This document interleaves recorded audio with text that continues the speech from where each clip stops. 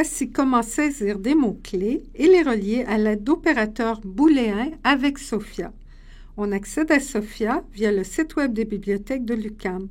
La boîte de texte sous le logo de Sophia permet de faire une recherche générale par mots-clés. Afin d'améliorer la pertinence des résultats, il est fortement recommandé de respecter certaines règles d'écriture. Par exemple, si vous cherchez un document intitulé « Demain, j'enseigne avec la littérature jeunesse », il vaut mieux éviter les articles et les mots vides. On vous conseille aussi de ne pas inscrire les signes de ponctuation et les signes diacritiques, c'est-à-dire les accents. Notez que la case des caractères n'a pas d'importance. Vous pouvez donc écrire les mots-clés en majuscules ou en minuscules. En suivant ces règles d'écriture, vous obtiendrez des résultats plus complets. Ce serait dommage de passer à côté de la perle rare. Penchons-nous maintenant sur de puissants outils, les opérateurs booléens, qu'on appelle aussi opérateurs logiques. Ce sont des mots que l'on insère entre les termes de recherche pour les connecter.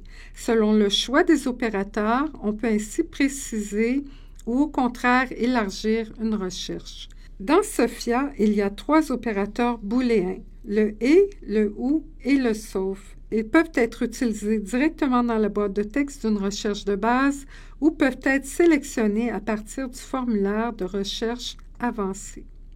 Afin d'être reconnus comme tels par Sophia, les opérateurs booléens doivent être saisis en lettres majuscules, en français ou en anglais.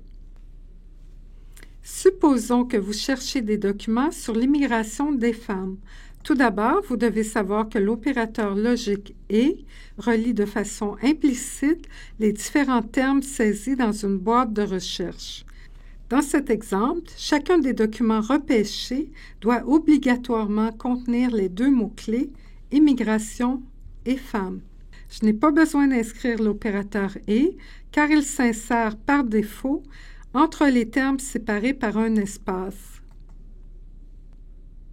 Si j'ajoute des mots-clés, j'obtiendrai moins de résultats car je précise ma recherche. Par exemple, si j'ajoute le terme « Québec » au mot-clé, également nommé « keyword » ou KW, et que je relance la recherche, il y a beaucoup moins de documents qui comblent ma requête. Si j'insère l'opérateur booléen « ou » entre mes 2 concepts initiaux, cela aura pour effet d'accroître le nombre de résultats. En effet, le moteur de recherche retourne alors des documents contenant soit le terme « immigration » ou bien le terme « femme » ou les 2.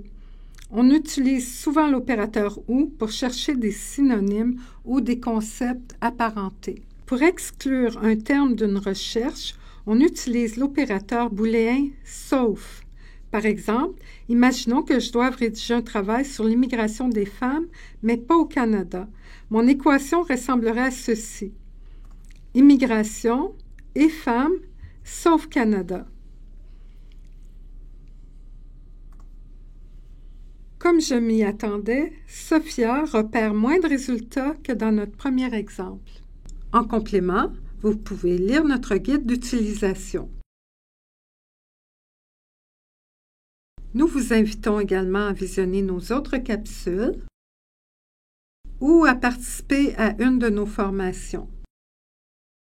Et surtout, n'hésitez pas à consulter votre bibliothécaire.